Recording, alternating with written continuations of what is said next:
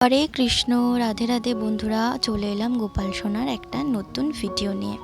আশা করি তোমরা সকলে খুব ভালো আছো, আর গোপাল সোনার কৃপায় আমিও খুব ভালো আছি। দেখো বন্ধুরা, এখন গোপাল সোনার স্নান করার সময় হয়ে গেছে। তো তার আগে আমি গোপাল সোনাকে জংশন বেবির যে অয়েলটা আছে সেটা দিয়ে একটু ভালো করে মালিশ করে দিচ্ছি।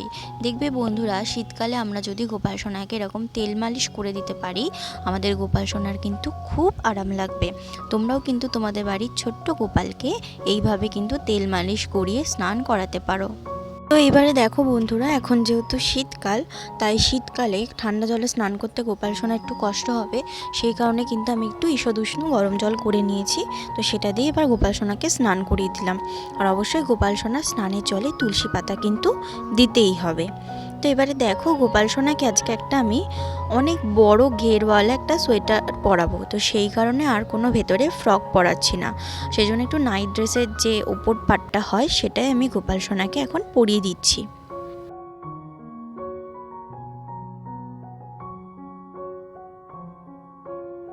দেখো বন্ধুরা, এই যে সোয়েটারটা তোমরা দেখছো, এই সোয়েটারটা হচ্ছে আমার গোপাল সোনার প্রথম সোয়েটার। আমি যখন গোপাল সোনাকে নিয়ে আসি প্রথমবারের জন্য, তো তখন এই সোয়েটারটা আমি গোপাল সোনার জন্য কিনেছিলাম।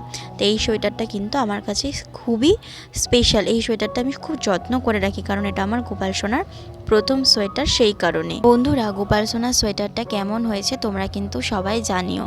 আর এবারে দেখো, গোপাল সোনাকে এক এক করে কানের দুল, হার পরিয়ে আর কি শৃঙ্গারটা আমি কমপ্লিট করে নিচ্ছি।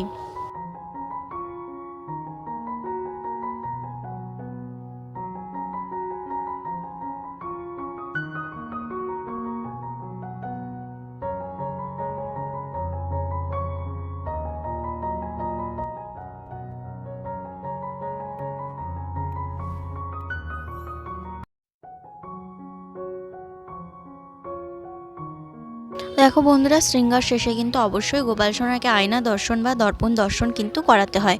তোমরাও কিন্তু সেটা রোজ করাবে। তো এবারে দেখো, চন্দন সহযোগে গোপাল সোনার চরণে আমি তুলসী পাতা নিবেদন করে দিলাম। তো এবারে দেখো, চন্দন সহযোগে আমি এখানে গোপাল সোনাকে পুষ্পও নিবেদন করে দিলাম।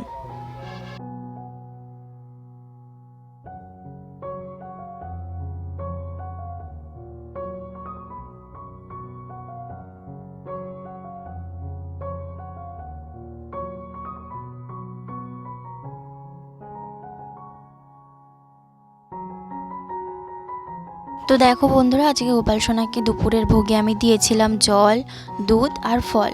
দেখবে বন্ধুরা, তোমরা যারা আমার আগের ভিডিওগুলো দেখেছো তারা জানো যে আমি গোপাল সোনাকে রোজ দুপুরবেলা চেষ্টা করি একটু করে দুধ দেওয়ার, কারণ আমাদের গোপাল সোনা তো ছোট, আর গোপাল সোনা দেখবে দুধ খেতে বা দুধের জিনিস খেতে কিন্তু খুব ভালোবাসে। তো এবারে ধূপ আর প্রদীপের সহযোগে আমি গোপাল সোনার দুপুরের আরতিটা এখানে সেরে নিচ্ছি।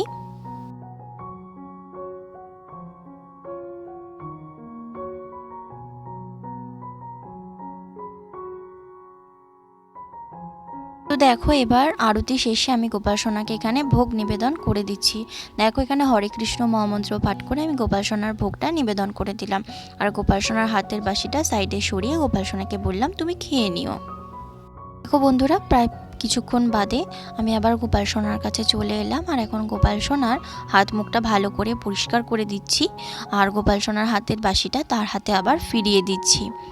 তো আমি গোপাল সোনাকে দুপুরবেলা যেহেতু শয়ন দিই না, তাই আমি গোপাল সোনাকে বলি যে তুমি একটু বিশ্রাম করে নাও। তো বন্ধুরা, আজকের ভিডিওটা তবে এটুকুই থাক।